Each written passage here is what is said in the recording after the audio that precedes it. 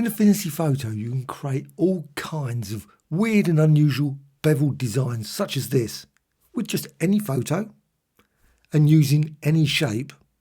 So let's start right at the beginning. I've got an Adobe stock image here. What I can now do is create a shape. Just go over here and I'm just going to use the rectangle tool. Could be anything else, could be ellipse, and create that. Doesn't matter about the colour, just go with this, white or black or whatever. With this, what you need to do is turn it into a raster pixel layer. And I'm just going to rotate that just slightly. Just want it rotated. And now go to layer and down here to rasterize. So once that's done, now I can then go to layer and up here to new pattern layer from selection. Needs to be a pixel layer. So new pattern layer from selection. And now you can see you've got your pattern. Now if you want, what you can do, you can just rotate it. If you want the actual square there, just simply rotate it. So you've got that design. Let's just go to the layers. You expand that out. And you can see you've got pattern. You've also got the pixel layer. I don't want that anymore, so I can just delete it. Just go down the bottom and just delete it with the delete or remove layer.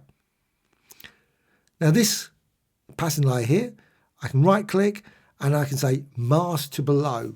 So mask to below, it will then add that to that image. So, and you can see now you've got the pattern. Now the pattern can be changed still. It's still live. So if you decide, you know what, let's just go up here to the move tool and I can resize it. So you can create all kinds of variations here just with that size. Still live, and unless you change it obviously and turn it into a standard pixel layer, it's live.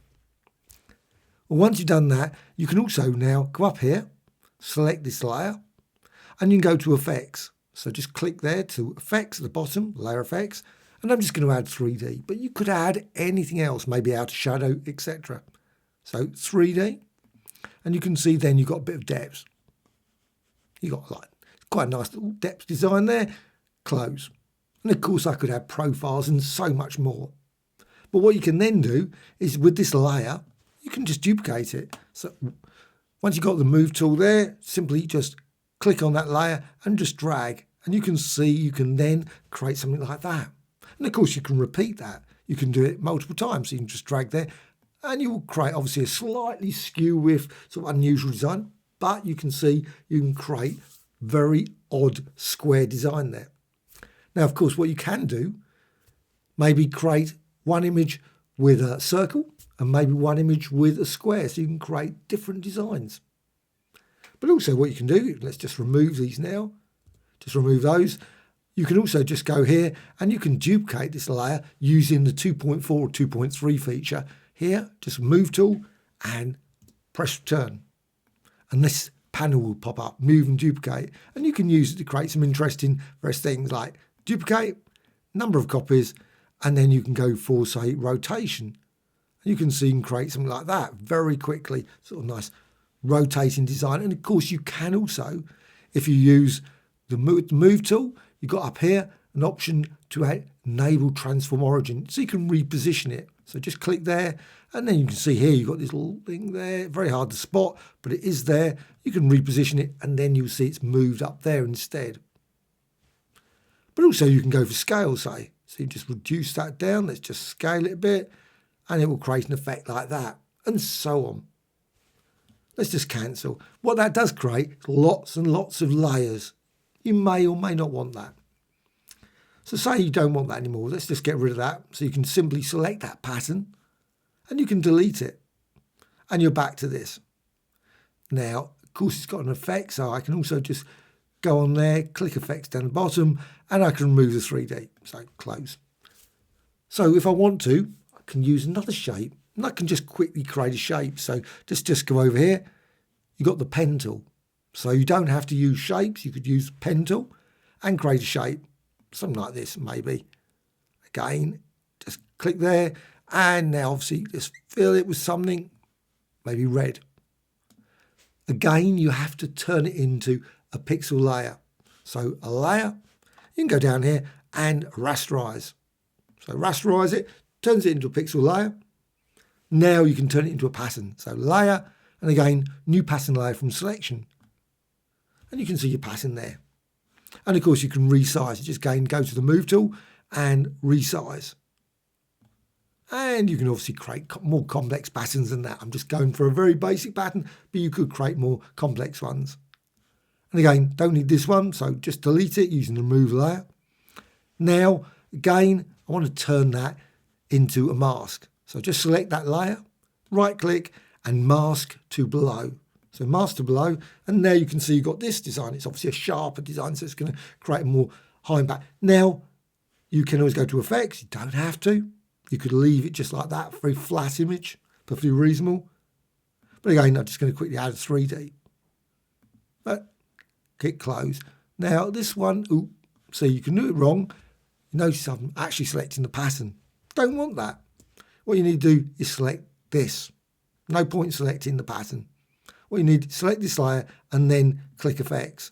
Now go for 3D, and now you can see you've got that bit of depth there. Not much, but a bit.